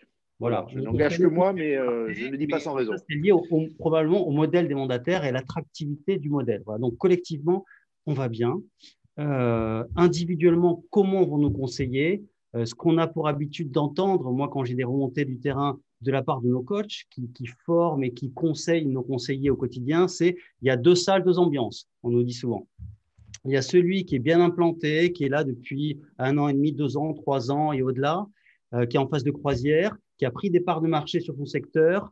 Eh ben, c'est quelqu'un qui fonctionne bien, qui continue à bien fonctionner, qui, lors du premier déconfinement, un peu comme le disait tout à l'heure Pascal, a bien travaillé. Alors évidemment, il serait passé d'un 2e confinement, mais c'est des gens qui vont bien et qui ne sont pas très inquiets pour la suite. Évidemment, ils ont des réserves. Est-ce qu'ils ont des réserves? Je n'ai pas posé la question à Pascal. Ils ont des réserves en filigrane. Ils ont des réserves, mais surtout, ils ont des réserves psychologiques aussi, et financières et psychologiques, en se disant, la première fois, le déconfinement s'est très bien passé, il n'y a pas de raison, je suis connu sur mon secteur, quand on va déconfiner à nouveau, je saurai en profiter. Voilà. Donc ça, c'est les conseillers qui sont bien implantés. Par contre, les conseillers qui sont plus récents, notamment ceux qui sont arrivés en 2020, il faut un peu… Déborah l'a dit tout à l'heure, celui qui est arrivé début 2020, il a connu un premier confinement alors qu'il venait d'arriver, un déconfinement dont il a pu assez peu profiter parce qu'il avait peu de mandats, et puis là, il se retape un 2e confinement derrière. Et il faut savoir que généralement, ce sont des reconversions dans les réseaux de mandataires, des gens qui financièrement sont un peu justes, des gens qui, quelquefois, manquent aussi de confiance. C'est pour ça qu'ils veulent être accompagnés. Et on est là pour les aider. Et donc, ces gens-là, eux, sont dans une vraie difficulté, dans une grande inquiétude, qu'elle soit financière ou d'ordre même psychologique et de confiance. Et donc, nous, on est là pour aider l'ensemble du réseau, mais en particulier ces gens-là qui n'ont pas encore une activité vraiment en phase de croisière. Alors, comment est-ce qu'on les aide? Parce que je crois que c'était aussi une de tes questions. Je le disais tout à l'heure en préambule, notre mission, c'est vraiment faire réussir nos mandataires. Depuis 10 ans, c'est ça la seule et unique mission de Safety. On se bat pour eux, moi je leur dis, je le répète, on se bat pour eux, nous tous, au siège, on est 150 personnes, chacun a nos fonctions pour pouvoir faire en sorte qu'ils réussissent. Dans la difficulté, on est d'abord solidaire. Chez Safety, on a offert le pack du mois de novembre. Le pack, c'est 199 € par mois. Il y a une offre de bienvenue à 99 € les 3 premiers mois, mais c'est 199 € hors taxe qu'on a offert à nos presque 5000 conseillers, comme on l'avait offert en mars et comme on l'avait offert au mois d'avril. Donc, on a offert ces 3 mois, voilà, en geste de solidarité et de soutien à nos conseillers. Sans condition. Vous n'avez pas regardé le chiffre d'affaires, machin, sans condition. Ah mais non, mais on est une famille chez Safety, on l'offre aux 5000 ou on l'offre à personne. Et à la limite, si on avait dû regarder les conditions, on l'aurait offert plutôt aux plus fragiles, vous voyez ce que je veux dire? Mais bien sûr. En tout cas, on l'a offert à tout le monde. Ça, c'est la première des choses. Ensuite, comment est-ce qu'on les soutient? Nous, au siège, 150 personnes, tout le monde a basculé en télétravail depuis le début du confinement, mais il n'y a quasiment pas de chômage partiel. On est vraiment mobilisé pour pouvoir les aider. Il y a toujours une hotline, il y a toujours de la validation de mandat, il y a toujours de la communication, il y a de la veille juridique, il y a de la veille réglementaire. Donc, on est là en permanence pour leur donner des news. Déborah l'a dit tout à l'heure concernant IAD. Chez nous, c'est un peu la même chose. Il y a beaucoup de formations parce qu'on leur dit profitez de ces moments-là pour vous former. Un chiffre seulement, lors du premier confinement, on a eu 24 000 participants cumulés, bien évidemment, à nos web formations, ce qui fait À l'époque, on était à 4000 et quelques conseillers, quasiment 6 formations en moyenne par conseiller pendant le confinement, donc avec des gens qui n'en ont pas suivi, puis des gens qui en ont suivi 8, 10, 12 webinaires différents. Donc, on investit beaucoup sur la formation. On a 60 webinaires différents, animés par notre équipe. On a, en termes de formation, une quarantaine de personnes chez Safety, donc 60 webinaires différents, et notamment des webinaires adaptés à la période. À la crise. À la période. Le premier confinement, ça s'appelait une formation clé qui s'appelait « Sans sortir, sans sortir ». Voilà le jeu de mots. Et aujourd'hui, puisque comme tu sais, on peut faire des rendez-vous mandats, c'est « Sans sortir, sans trop sortir ». Puisque les visites sont interdites. Donc, voilà, des choses adaptées, des formations sur la visite virtuelle et à distance, enfin, vraiment tout ce qu'il faut pour être au goût du jour et pour pouvoir être efficace. Voilà. Parfait. Très clair. Je vais passer à l'un de tes deux confrères et puis on reparlera aussi de ton regard sur le statut voilà, qui est au cœur de votre modèle économique et professionnel. Allez, j'ai dit que je faisais l'ordre alphabétique inverse, donc c'est Olivier Descamps. Alors Olivier, toi, ton travail a été facilité parce qu'on a entendu, on sait déjà qu'il y a eu une très bonne mobilisation puisqu'on a vu… Déborah nous dire sa satisfaction de commencer la profession sous ton enseigne. Bon, c'est très bien. Alors, j'ai une question. Je vais te poser une question que j'aurais pu poser à Gabriel, mais je pense que vous vivez la même réalité. On a parlé de développement. Gabriel nous dit, dans l'année, depuis le 1er janvier, on aura eu 1 millier de conseillers en plus. Tu vas nous donner également tes chiffres de progression. Je pense qu'ils sont à la hauteur. Mais est-ce que vous avez perdu des conseillers déjà? Et est-ce que finalement, ce développement est venu pour partie, même si le solde net est important, compenser la perte? Moi, j'ai vu des campagnes d'appel au talent que vous avez lancées, plusieurs d'entre vous, plusieurs têtes de réseau, mais aussi d'ailleurs des réseaux de franchisés, agences immobilières. Et à chaque fois, je me suis demandé, mais est-ce que ces personnes-là vont s'ajouter ou est-ce que ça vient compenser des femmes ou des hommes qui ont jeté l'éponge parce que les temps sont durs? Voilà, donc une question sur les effectifs et puis même question que Gabriel, à ta manière, quel accompagnement, quel réflexe et quel regard sur la situation de tes conseillers? Oui, merci Henri. Alors, comme le disait Déborah et comme le disait Gabriel, les deux confinements sont complètement différents. C'est-à-dire que durant le premier confinement, l'ensemble de l'activité était à l'arrêt. Cette fois-ci, tout ce qui est lié autour de la facturation fonctionne. C'est-à-dire que les notaires travaillent, c'est-à-dire que nous, chez IAD, collectivement se portent bien, puisqu'en termes d'actes, on est quasiment sur un mois classique. C'est-à-dire que le mois de novembre va ressembler à un mois classique. Ce qu'on a décidé, nous, en termes d'accompagnement, aujourd'hui, on est presque 11 700 conseillers dans le réseau. Et nous étions, à nos 12 ans, le 1er mai, nous étions 10 000. Donc, depuis le 1er mai… en France ou en comptant aussi vos… En France. En France. Je parle que de la France. On est également au Portugal, en Espagne, en Italie. On est au Mexique depuis quelques temps et on ouvre l'Allemagne tout début d'année prochaine. Là, les chiffres sont pour la France. Donc, c'est 1700 conseillers de plus dans le réseau depuis le 1er mai. Ce que nous, on a fait pour accompagner le réseau. Tout d'abord… Attends, je te pique là-dessus. Les 1700, c'est du solde net. Est-ce que vous en avez perdu dans l'année aussi, avec ces moments difficiles? Alors, non, on perd toujours des conseillers, parce que nous, on vient chez AD, on change de vie, on vient changer. Mais aujourd'hui, on n'a pas un taux de départ qui est supérieur à ce qu'on connaissait avant le confinement. Il n'y a pas de mortalité, le mot est dur, mais mortalité économique supérieure, d'accord. Non, c'était l'enjeu du premier confinement, parce que comme disait Gabriel, quand on fait le choix de changer de vie, de devenir entrepreneur, notre première vocation, c'est d'accompagner, d'aider et de soutenir les conseillers. Donc, on l'avait fait durant le premier confinement, on l'a refait là également pour celui-ci. C'est-à-dire que nous, on a également offert le pack du mois de novembre pour tous ceux qui étaient rentrés en septembre, en octobre, et également les nouveaux qui sont arrivés en novembre. Puisque pour les plus anciens, globalement, la facturation se passe plutôt bien. Certains ont encore des aides du premier confinement. Donc, premièrement, c'est un accompagnement économique. On leur a également donné accès, en dehors du pack premium mensuel, on leur a donné accès à des outils digitaux. C'est-à-dire qu'il y a aujourd'hui des solutions qui sont en option, on les a mises gratuites pour leur permettre de travailler un peu plus encore depuis la maison sur tout ce qui est la rentrée de mandat, tout ce qui est la vidéo, la visite virtuelle. Et ensuite, on a ce qu'on appelle, ce qu'on appelle le Good Morning, c'est-à-dire c'est une émission de radio qu'on avait lancée dès le premier confinement, en accompagnement des conseillers, dans laquelle on est proche d'eux, information, échange, vidéo, messages, et également tout un plan de formation à distance qu'on a lancé. Et on est en train de lancer là des formations à distance validantes pour permettre, aussi dans le cas de la loi Allure, pour permettre à l'ensemble des conseillers de se former et, comme dit Déborah, de ne pas perdre de temps sur les quelques périodes où on ne peut pas sortir.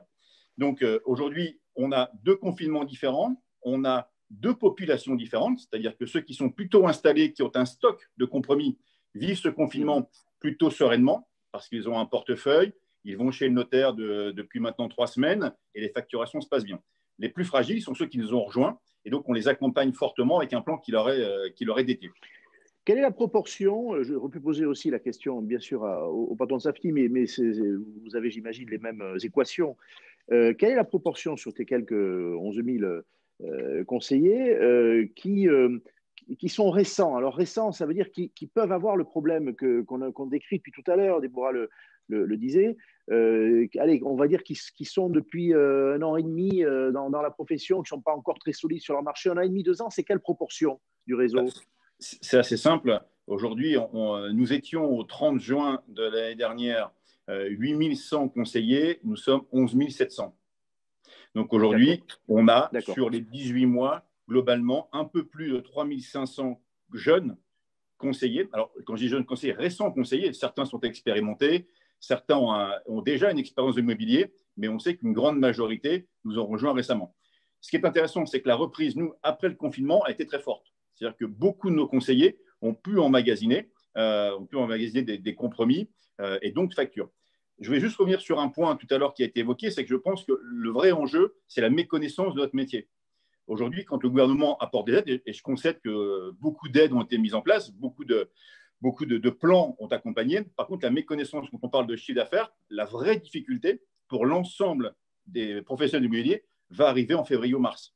C'est-à-dire qu'aujourd'hui, toutes ces aides qui sont attachées au chiffre d'affaires devraient évoluer demain sur ce qu'on appelle un stock ou un chiffre d'affaires différé pour pouvoir faire face à des soucis de trésorerie, très clairement, puisque ce qui n'aura pas été signé là en novembre sera signé peut-être en décembre, peut-être en janvier, mais on va avoir un décalage, donc on aura des soucis de trésorerie au niveau dans la période de début printemps, février ou mars.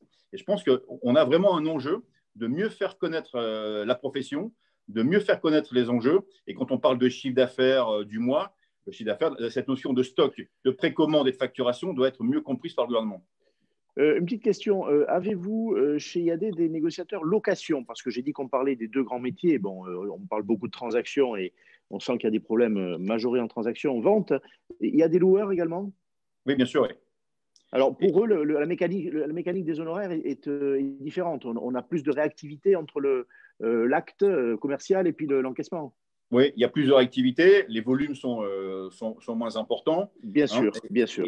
Et ce qu'on a fait également dans l'accompagnement pour les conseillers, c'est qu'on a permis, alors c'est un peu moins vrai, comme je le disais, pour ce 2e confinement, mais pour le premier, on a permis une avance sur compromis signé pour leur permettre d'avoir une avance de trésorerie. Mais sur location, on a évidemment le phénomène que tu décris, oui, tout à fait. Parfait. Merci beaucoup. Avec la même courtoisie, tu n'as pas pris tout le temps. Olivier va prendre la parole. Alors, Olivier, complète le propos, nuance-le. Je ne vais pas te demander de répéter les mêmes choses, mais bien sûr, ton regard sur ta population, tes 2 populations, tu es à la tête des 2 enseignes de marque. Alors, je le dis pour ceux qui nous écoutent, on me dit, on ne veut pas de publicité. Je ne suis pas en train de conduire les patrons de réseau à faire de la publicité. Je trouve qu'ils répondent avec beaucoup de modération. Simplement, la question de ce qui est fait de manière privée, voilà, au sein des enseignes, c'est important. Voilà. Et on parle aussi des aides publiques. On en a parlé avec François Hurel. On en parle encore maintenant. Il faut bien évoquer les 2. Donc, je ne suis pas en train d'ouvrir une tribune publicitaire. Je crois que c'est injuste de dire ça. En tout cas, je rassure ceux qui nous écoutent, ce n'est pas fait pour. Donc, Olivier, alors je ne fais pas de publicité pour tes enseignes, on t'en voudrait. Simplement, ton regard, est-ce que tu nuances ce qui a pu être dit par tes 2 confrères sur la situation individuelle des consultants, sur la situation générale de tes 2 marques? Et alors peut-être, puisque j'évoquais tes responsabilités plus collectives à l'UNIS, ton regard sur le statut d'agent commercial, pour l'immobilier, on ne parle que de ça aujourd'hui. Le statut d'auto-entrepreneur, on a avec nous quelqu'un qui le connaît mieux que quiconque, hein, qui est un statut fiscal. Est-ce que tu penses que cette période va conduire à avoir un regard critique, à vouloir changer un peu les choses? Ça fera le lien, je reviendrai vers François Hurel évidemment là-dessus. Voilà, donc une question un peu plus politique. Là, je vais commencer. Bien évidemment, comme mes confrères, toutes les initiatives ont été prises pour soutenir tous nos conseillers de Capifrance ou d'Optium. Depuis énormément de visites virtuelles, de la formation en ligne, avec un axe particulier sur Allure. Il faut faire 42 heures, autant les faire sur des moments morts, donc on peut optimiser. Chez Capifrance, il y a un plan de 21 jours pour se mobiliser. On a mis en place un kit marketing de reprise pour pousser à l'issue du premier confinement nos conseillers sur le terrain à suivre leurs clients, bien évidemment, parce que finalement, nous reconnaissons que la crise sanitaire est là, donc il faut respecter les normes et respecter bien évidemment l'interdiction des visites. Je peux dire avec fierté qu'aujourd'hui, aucun de mes conseillers n'a été pris en flagrant délit. À l'inverse, une petite aigreur de pouvoir voir les bailleurs sociaux faire des visites ou même d'avoir les autorités, vous voyez qui je veux dire, fixer des rendez-vous et donc des pièges à conseiller. J'ai vu un certain nombre d'agences ou d'agents prendre des amendes de 5 000 € ou des fermetures administratives pendant 3 mois. Et ça me permettra de faire la transition. En tant que membre du bureau de l'UNIS, on a beaucoup travaillé. L'UNIS, ces 3 à 6 derniers mois, et entre autres sous le nouveau mandat de Daniel Dubrac, un énorme lobbying pour approcher l'État. Mon cher Henri, j'en profiterai d'ailleurs pour dire que j'ai eu cet après-midi le ministère, les 2 ou 3 préfets, ils ont en fait reçu une mauvaise communication de l'État qui laissait penser que les visites étaient autorisées. Et donc, toutes les préfectures recevront ce soir ou demain matin un message disant que c'est une erreur d'interprétation. Les visites sont interdites pour les particuliers, au même titre que pour la vente de particulier à particulier, qui est ressentie elle aussi comme une autre injustice. Elles sont utilisées dans le tertiaire en revanche. Hein. C'était le sujet de la semaine dernière du cercle des managers, mais lorsqu'on est en B2B, vous passez l'expression avec mon accent, lorsqu'on a, voilà, c'est une entreprise qui veut loger une autre entreprise, hein, lorsque, voilà, je sais pas, CBRE pour prendre le leader ou JLL, là c'est autorisé, on est dans un autre cadre, hein, faut le dire. Oui, en fait, la règle est assez simple et je crois que c'est pour cela que le ministère ne peut pas s'en détacher. Il est simple de communiquer auprès des Français que deux rencontres de particuliers sont interdites. En revanche, la rencontre de 2 professionnels est autorisée ou le déplacement d'un professionnel chez un particulier. C'est pour ça que nos conseillers ont le droit d'aller faire une estimation et prendre un mandat, au même titre qu'un plombier va faire un devis, mais pas de réception d'un particulier chez un autre particulier. C'est très sévère, mais aujourd'hui, c'est la loi et on espère qu'on aura des bonnes nouvelles pour desserrer un peu l'étau. Et je le souhaite à partir du 1er décembre, et certainement le plus tôt possible. En ce qui concerne les aides, et merci à François d'avoir bien précisé, François Hurel, les contours, je dois avouer que pour avoir lu l'indemnité des 10 000 €, ce n'est pas clair. Ni le processus, ni ce fameux zone S1. Enfin, c'est quand même très alambiqué ce qu'on peut trouver sur le site de l'État. Et j'invite, entre autres, l'UNIS à clarifier. Et probablement, François Hurel pourra nous aider parce que quand on le lit, ce n'est pas super clair. Ce qui est une entreprise de moins de 50, ceux qui sont dans des zones avec couvre-feu ou pas couvre-feu. Enfin, je crois qu'il faut simplifier tout ça pour que nos différents indépendants en France puissent faire leur déclaration. Transition pour parler du statut. C'est intéressant de noter qu'en septembre 2019, pour la première fois aux États-Unis, il y avait plus d'indépendants que de salariés.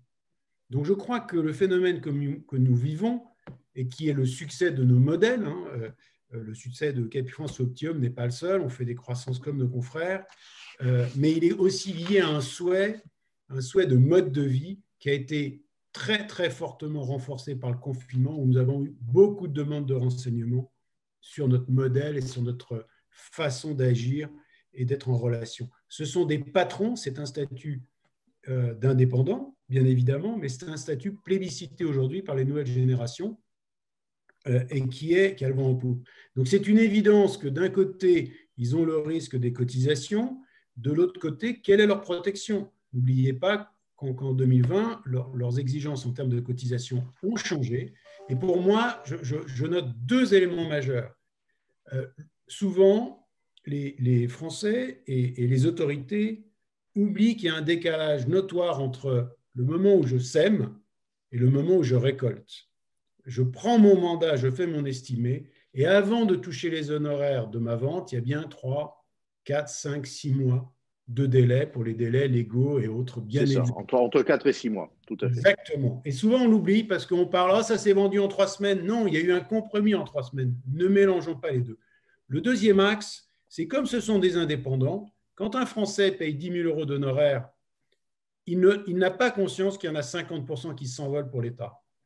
Alors, ça me permet de faire deux. Qui est un créancier prioritaire, hein, puisque tout à l'heure, on parlait des différents créanciers. Hein. Qui plus est, aujourd'hui, la valeur ajoutée de l'immobilier, c'est plus que l'industrie et l'agriculture réunies. Il ne faut pas qu'on oublie ça. Et l'État sait parfaitement que la balance, si ça existait, des prélèvements de l'immobilier versus les aides fournies à l'immobilier au sens large, est excessivement excédentaire au profit de l'État. Donc, c'est aussi une activité, quand on la bloque, on se tire une balle dans le pied. À nouveau, je maintiens que je suis pour les conditions sanitaires, mais une profession réglementée avec un gage de sérieux, je crois qu'on peut, dans le cadre de la réglementation, leur donner autorité, et je le souhaite très fortement. Et l'UNIS, je répète, hein, parce que vraiment l'équipe a beaucoup travaillé dans ce sens-là, pour influencer et donner cet équilibre. Et d'ailleurs, on parle du droit au logement, mais comment peut-on avoir accès au droit au logement en n'ayant pas le droit de faire des visites? Il y a un non-sens qui est très marqué, et il y a un peu un abandon d'une profession. Aujourd'hui, il faut être soit en fermeture administrative, comme ça au moins c'est clair, soit en commerce de priorité. C'est les deux statuts clairs. Quand vous êtes entre les deux, vous êtes la tranche de jambon dans le sandwich, vous êtes l'oublié. Aujourd'hui, effectivement, il y a une partie oubliée de cette profession. Voilà, et quand on a eu les 1 500 €, c'était une super victoire. Et moi, j'ai des membres qui s'étonnent chez Capifrance ou Optium. Il y en a qui ont vu tomber 1 200 €, ils n'ont même pas demandé, puis il y en a d'autres qui attendent depuis des mois. C'est compliqué d'y voir clair. Et en termes de lobbying, pour employer le mot, comme ce sont des indépendants, c'est un peu plus difficile pour des indépendants, et c'est ce que proposent nos réseaux finalement, de se regrouper pour être plus fort sur le marché, plus fort face aux autorités, bien évidemment. Et aujourd'hui, je peux me féliciter, Henri, tu es très actif, parce qu'il y a un premier pas de rapprochement dans cette adversité, dans cette crise, entre l'AFNAIM, l'UIS et l'UNIS, majoritairement, qui sont les deux gros syndicats de la profession aujourd'hui en France. Donc, c'est la crise comme opportunité pour la profession, pour nos réseaux, parce que c'est vrai qu'on a des atouts que d'autres n'ont pas, mais il y a encore beaucoup à faire, parce que 3 mois d'arrêt sur une année civile, pas beaucoup de professionnels peuvent s'offrir ça et redresser la barre rapidement. Sur ce sujet, j'y reviens avec toi. Déjà, je fais observer que tu parlais du goût, de la préférence aujourd'hui des personnes pour ce statut d'indépendant. Tu évoques les États-Unis, c'est vrai en France aussi. Votre modèle en témoigne, mais aussi les agences immobilières traditionnelles qui recourent très largement à ce statut. C'est pour ça qu'on a voulu avoir Pascal avec nous, parce qu'il faut rappeler, hein, c'est 80%, il concerne les deux modèles. Hein, et dans les agences, il y a très souvent s'il y a 5 négociateurs, 1 ou 2 salariés, et les autres sont des indépendants. Donc, ce statut a vraiment, en effet, un succès croissant. Je tenais à dire ça. Et pour le reste, alors, on va faire réagir François Hurel sur la situation aujourd'hui de tes conseillers. Encore un mot.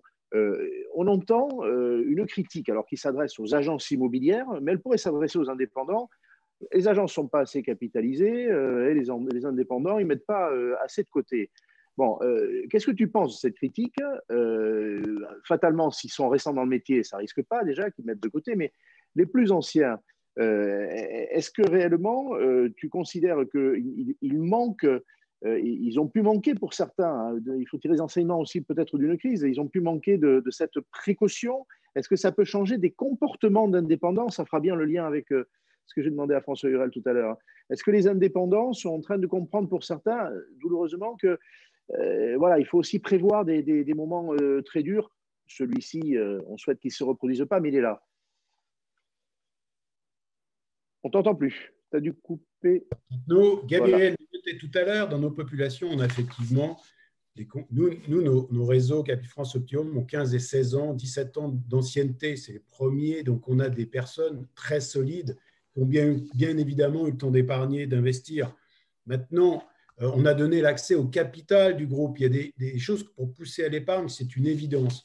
Maintenant, la difficulté, c'est qu'on a des nouveaux qui ont eu accès à un niveau élevé de vie et on a un peu cette course en avant que peut générer le RSI, puisque je ne cotise pas, j'ai un peu de temps devant moi. Et puis, quand arrive la note, la trésorerie est un peu tendue. Donc, ça, c'est un élément sur lequel il y a de l'accompagnement, il y a de la formation, mais il y a une difficulté. Le risque, François et d'autres l'ont souligné tout à l'heure, c'est cette évolution dans le temps. Le temps est un piège majeur dans une profession où je rentre du stock. C'est comme les agriculteurs ou les vignerons. On va beaucoup en entendre parler, vous verrez. Hein, les caves sont pleines. Donc, comment fais-je pour traverser ces temps de campagne dont on ne parle pas? Et c'est là où ils ont besoin d'aide. Ils ont besoin d'aide parce que vous allez voir que Q1 sera plus compliqué que n'a été 2020. Ça, c'est une certitude. Donc, on peut bien mettre tout ce qu'on veut en place, nous, mais c'est vrai qu'il y a un devoir d'État. Et le deuxième point, c'est que quand vous êtes indépendant et que vous avez malgré tout des cotisations, c'est un petit peu compliqué de payer ces cotisations, de ne pas avoir de protection en face, ou pas au niveau attendu, et probablement, il y a un peu un piège là de ce côté-ci. Pourquoi est-ce que mes cotisations augmentent, mes impôts sont salés, et quand je suis en période de vache maigre, je ne suis pas pour tout État, pas du tout. Mais je pense qu'il y a un moment, et François Hurel l'a pertinemment souligné tout à l'heure, il y a un bridge à faire, là, il y a un pont, parce que ça pourra être compliqué pour certains. Et dans notre profession, comme l'année 2020 était une année très forte, même s'il y a une baisse, on a fait de très beaux mois de juin jusqu'à la fin du confinement d'octobre. Et je dois vous avouer que sur novembre, en termes d'actes, on continue à peu près sur la même lancée. C'est vraiment la difficulté des mois à venir qui pourrait nous inquiéter plutôt qu'autre chose. Et effectivement, pour les débutants, pour les autres. Mais je peux penser aux restaurateurs, ils ne sont pas loin du même statut, vous savez. Alors, ils ont en plus des baux à payer en plus. Donc, ça peut être plus compliqué. Voilà. Donc, on est certainement pas épargné. Il y a beaucoup d'autres professions qui ont recours aux indépendants, avec protection sociale ou pas. Et c'est effectivement… Et nous avions mis en place il y a plusieurs années des accords pour qu'ils puissent avoir accès à des protections sociales ou des protections d'épargne, mais elles sont libres. C'est le propre. Ils sont patrons. Ils décident de la façon dont ils veulent. Alors, on va parler peut-être des améliorations qui pourraient être faites statutairement au quotidien, à l'ordinaire des indépendants. J'intercale une observation, une question de Benjamin Darmoni qui a levé la main, et ensuite on va vers François Hurel avec trois sujets de première importance pour lui. Benjamin. Moi, j'ai deux petits sujets. Le premier qui serait de ne pas réussir à comprendre comment les professionnels de l'immobilier de bureau pourraient être immunisés contre le Covid-19. Ça, j'ai du mal à le comprendre. Pourquoi on les laisse, eux, faire des visites entre professionnels sans protocole sanitaire particulier, alors même que nous, on en a mis en place et on nous interdit de faire les visites. Dans le discours d'Olivier, je crois comprendre qu'il le comprend. Moi, je suis désolé, je ne le comprends toujours pas. Donc, ce n'est pas les uns contre les autres, c'est les uns avec les autres. Néanmoins, il y a une incompréhension à ce système et s'il pouvait me l'expliquer et lui donner 2 minutes pour le faire, je voudrais bien. Et puis, on parle de social, on parle de sécurité sociale et moi, j'ai envie de parler de partage, de portage salarial parce que moi, on m'en parle beaucoup. On me dit qu'effectivement, c'est un sujet qui vient à l'ordre du jour parce que tous ces agents commerciaux ont besoin de sécurité de l'emploi et sécurité, de plus en plus de sécurité. Alors, où en sommes-nous? Est-ce que c'est quelque chose qui va devenir un enjeu prochainement de toutes ces sociétés? Voilà ma question. Merci beaucoup. Je l'aurais posé si tu ne l'avais pas fait. François, alors je sais que Olivier voudrait, si François me l'autorise, Olivier, je pense, veut répondre à ce qu'a dit Benjamin pour qu'il n'y ait pas de malentendu. Et ensuite, pas de problème, pas de problème. Ce sera la dernière intervention, celle de François. C'est bien normal d'ailleurs. Il va prendre de la hauteur. Alors effectivement, merci déjà Henri et François. Benjamin, sur le plan des visites professionnelles, en fait, mon propos n'est sûrement pas de mettre en position et le malheur des uns n'a jamais fait le bonheur des autres.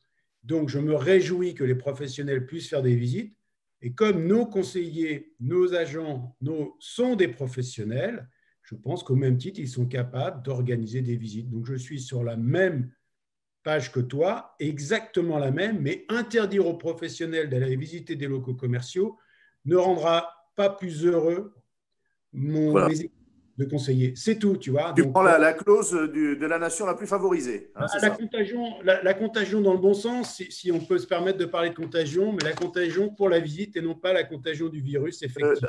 Dans tes réseaux, d'ailleurs… Ce qui me choque beaucoup plus, c'est que quand tu visites des logements sociaux, il n'y a pas de virus. Là, tout a été désinfecté, les trucs sont tout neufs, tout propres, il n'y a aucun virus. Et ça, merci Olivier, on est d'accord. On est d'accord. Le partage salarial, je peux te dire que j'ai appelé pas plus tard que vendredi dernier CCI France. Aujourd'hui, en théorie, il est interdit par la réglementation et la loi Hoguet, puisqu'on te demande de déclarer le statut de la personne. Tu déclares que la personne est salariée, mais tu ne déclares pas qu'il n'est pas salarié de ton propre entreprise. Et c'est un critère dont les CCI, on ne leur a pas demandé de contrôler de qui était salariée la personne. Donc, il y a un vide. Il devait y avoir des travaux des deux ministères en charge. Ces travaux n'ont pas eu lieu. On est certainement informé, comme je le suis, parce qu'on a quand même beaucoup de travail avec eux, et c'est un plaisir de travailler avec eux. Mais là, pour le coup, je crois qu'ils n'ont pas osé sortir du bois et dire qu'elle était clarifiée. Alors, la position… on a avec nous… Oui, c'est à toi. Merci. On a avec nous François, merci Olivier. Qui est sans doute, entre nous tous, le mieux informé de toutes ces évolutions réglementaires, sociales. Pour moi, je dirais que je crois savoir que ce chantier avance et qu'en effet, dans le CERFA, parce qu'il faut en revenir à des réalités, hein, lorsque dans une CCI, on a face à soi quelqu'un et qu'il faut définir son statut, eh bien, le statut de salarié porté doit être ajouté pour que les choses soient parfaitement claires. Et c'est vrai qu'il y a aujourd'hui un vide. Olivier a raison. Alors, François Hurel, je reviens vers vous. Ce sera le mot de la fin, en tout cas sur le fond. Là, on a parlé d'évolution de statut, que ce soit par la réglementation ou de façon délibérée. Olivier disait qu'il pourrait s'agir d'un encouragement à une meilleure protection sociale par l'épargne, par la cotisation volontaire, mais il pourrait y avoir aussi une modification réglementaire du statut à proprement parler. Et je ne parle pas que de l'immobilier. Je crois qu'il n'y a aucune chance pour qu'il y ait un statut spécifique, mais en revanche, le statut d'indépendant, d'agent commercial pourrait évoluer. Il a été évoqué le portage. En effet, c'est une ingénierie. Ne parlons pas aujourd'hui des questions de CERFA, mais est-ce que cette ingénierie sociale, à vos yeux, François, a de l'avenir, sachant que c'est un peu un tiers statut entre le salarié et l'indépendant. Voilà, votre regard avec un peu de hauteur sur les évolutions que cette période pourrait favoriser et catalyser aussi avec la complicité du gouvernement. Alors, je vais essayer de répondre un peu à toutes ces interrogations. Alors d'abord, sur les évolutions, ce qu'a montré la crise du Covid, clairement, c'est qu'il y avait deux France. La France des salariés et la France des indépendants. Alors, c'était logique, hein, il n'y a pas de critique, mais il est évident que les mécanismes qui ont joué pour la protection de l'emploi salarié ont été beaucoup plus faciles et sans doute beaucoup plus généreux dans leur mise en œuvre. Deuxième révélation, mais en fait, j'ai envie de dire, on a enfoncé une porte ouverte, c'est qu'il y avait un problème d'équité de la protection sociale en France. La France est le pays qui a inventé la protection sociale et finalement, on s'aperçoit qu'un très grand nombre de catégories ne bénéficient pas de protection sociale équitable. Entre les salariés, dont certains disent qu'ils sont des protégés ou d'autres même d'ailleurs des surprotégés, Et en fait, les indépendants, il y a un gouffre. Un gouffre qui est lié au fait que la construction de la protection n'a jamais été faite de façon équivalente. Il y a eu un premier rattrapage qui a été tenté en 1994 par la loi Madelin, en essayant que la protection, la minimum de la sécurité sociale y soit. Vous étiez au cabinet de M. Madelin. Absolument, absolument.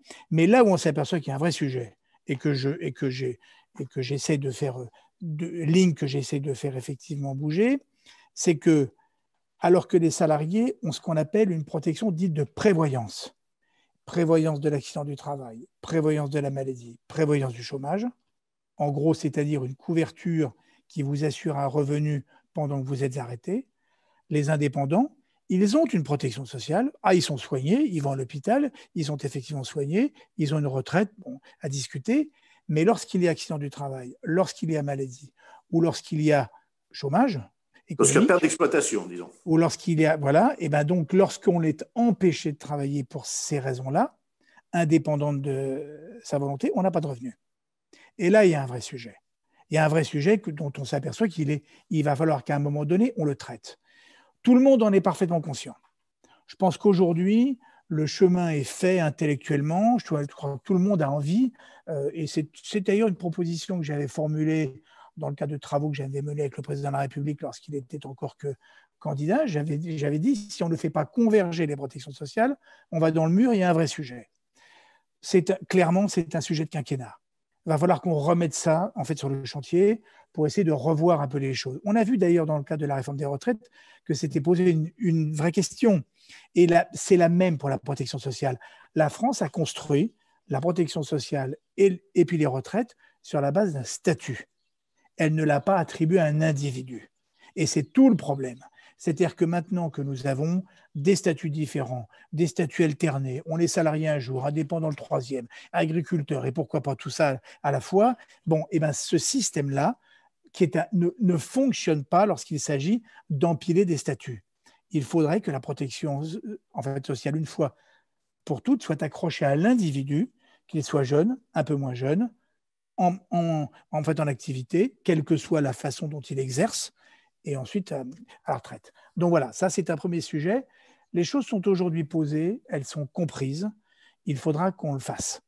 Ensuite, aucune chance, François, juste politique fiction, aucune chance qu'avant la fin du quinquennat, quelque chose se passe sur ce sujet-là? Si, il pourrait se passer quelque chose parce que dans le cadre de la loi LOM, la loi sur la mobilité, j'ai beaucoup forcé Elisabeth Borne sur la question des travailleurs des plateformes. Et finalement, on a convenu qu'il fallait qu'une mission soit créée pour essayer de réfléchir à la protection sociale, mais elle avait un préalable évident, c'est que la négociation sociale en France dépend de la représentativité et dépend de la négociation sociale entre les partenaires sociaux avant que le gouvernement ne s'en mêle.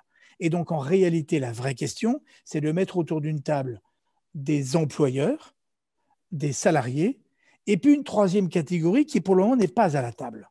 Elle n'existe pas. Elle n'est pas reconnue. Alors, soi-disant, les représentants des entrepreneurs nous disent qu'ils les représentent. Ce n'est pas vrai.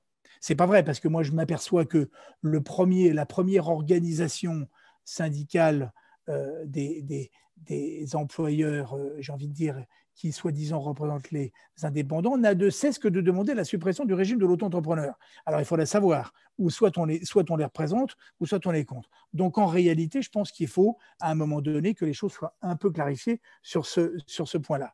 Nous y travaillons.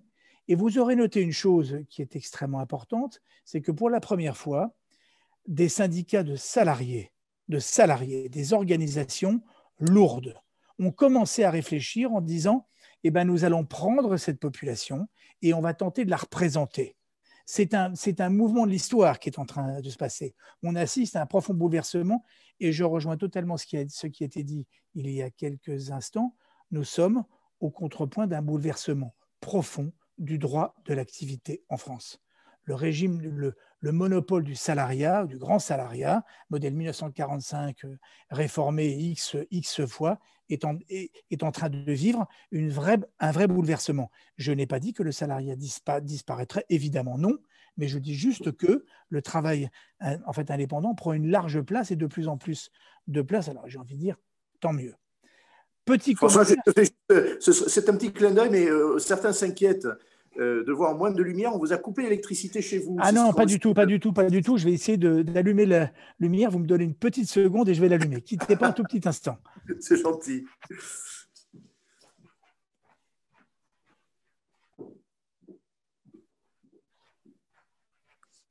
Parfait. Alors,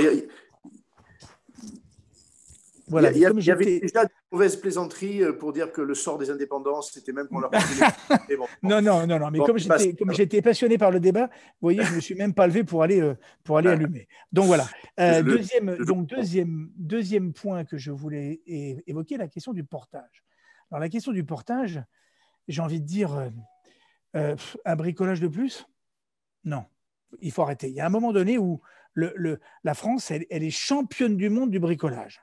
Donc, quand on n'arrive pas à résoudre un problème, parce que le droit ne vient pas là, eh ben on le bricole, ce fameux droit. Et d'ailleurs, on a quand même inventé un truc extraordinaire, c'est la société unipersonnelle. C'est-à-dire que c'est deux choses qui sont parfaitement mais contradictoires. Tout ça parce qu'on voulait bricoler et permettre que certains conservent un statut juridique, un statut social, un statut fiscal. On est les champions du monde. Alors là, sur le portage salarial, j'ai envie de dire, c'est une bonne idée pour quelques catégories de gens, mais extrêmement restreinte. Ce n'est pas une bonne idée pour de la durée, pour une raison simple.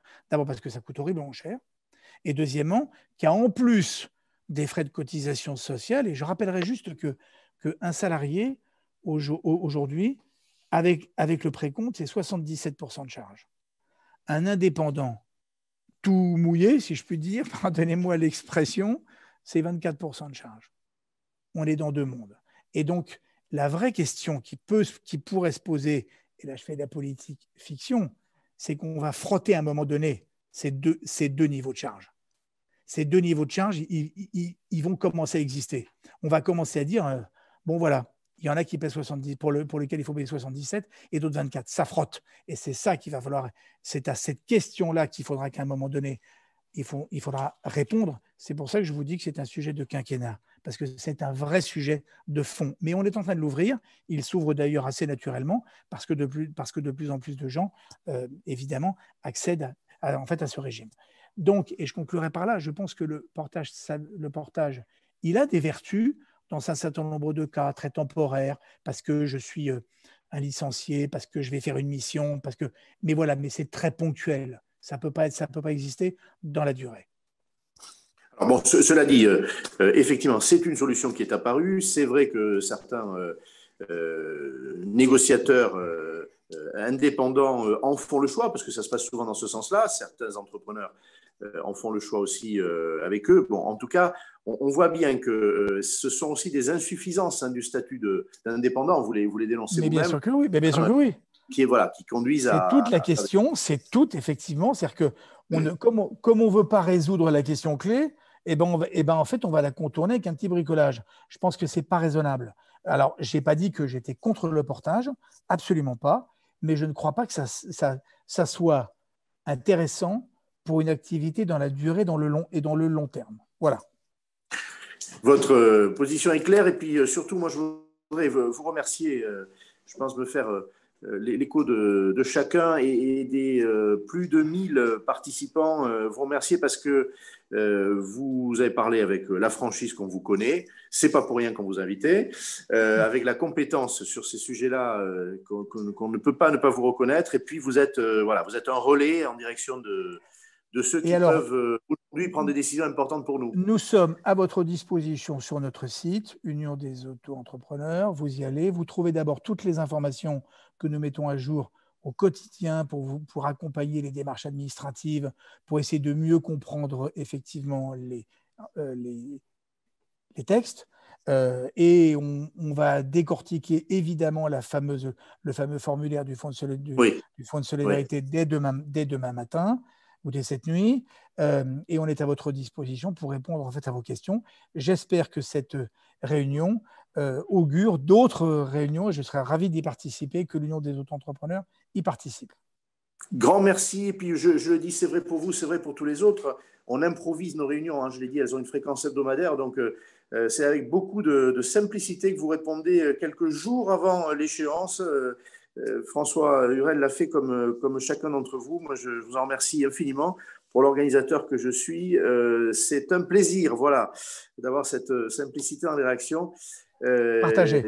François, cher président, merci beaucoup. Je remercie merci les 3 patrons de réseau que sont Olivier Colcombé, mais aussi Gabriel Pacheco et puis Olivier Descamps. Je remercie, puisqu'on parle d'Olivier Descamps, la conseillère qui, travaillant sous son enseigne, Déborah, était avec nous. Je remercie Pascal, qui a eu la même sincérité qu'elle et qui nous a montré quelle réaction il avait aujourd'hui dans cette période très, très difficile. Et puis pour le mot de la fin, je passe la parole, comme je l'ai fait au tout début, à Émilie et puis aussi à François-Emmanuel à sa suite et à Benjamin. Et pour moi, je vous remercie encore. Merci aussi aux participants. Grande stabilité du début à la fin. Et pourtant, on aura débattu, 1h03.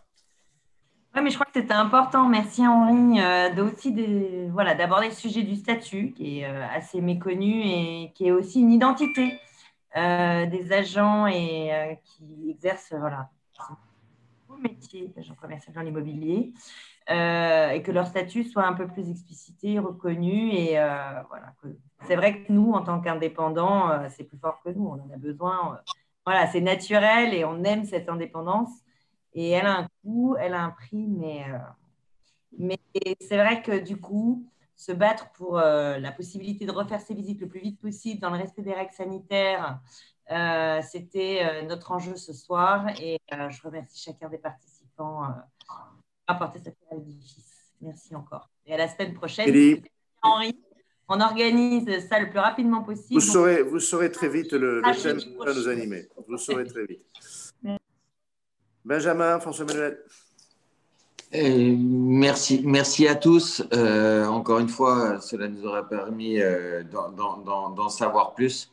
Moi, je n'ai qu'un seul vœu. Laissez-nous faire visiter. François-Emmanuel. Oui, pareil, sur la notion du droit au logement, un droit fondamental, il faut le faire respecter. Je pense que le médiateur de la République pourrait être saisi. J'ai vraiment l'impression qu'on a un droit qui est bafoué pour les Français que nous logeons tous, nous, en tant que professionnels de l'immobilier. Donc, je suis j'ai une réaction forcément vive. Sur l'autre sujet que l'on a abordé, il faut savoir que le salariat est une notion quand même relativement récente et on voit quand même une tendance générale, y compris dans les nouvelles générations, à adopter un statut qui soit plus souple, plus vivant, plus en phase avec notre vie et nos contraintes contemporaines. Donc, je suis très heureux que l'UNIS accompagne justement ces nouveaux acteurs de l'immobilier parce que c'est plus qu'une tendance, c'est un vrai mouvement de fond qui libère tout un chacun et qui offre une vraie liberté d'entrepreneuriat et d'avoir une maîtrise sur sa propre vie. Voilà, donc je suis très heureux d'avoir encore assisté à cette conférence. Merci beaucoup. Merci beaucoup. Prenez soin de vous, passez une bonne soirée et chacun prend l'apéritif chez lui comme il se doit. À bientôt, la semaine prochaine. Merci, bonne soirée.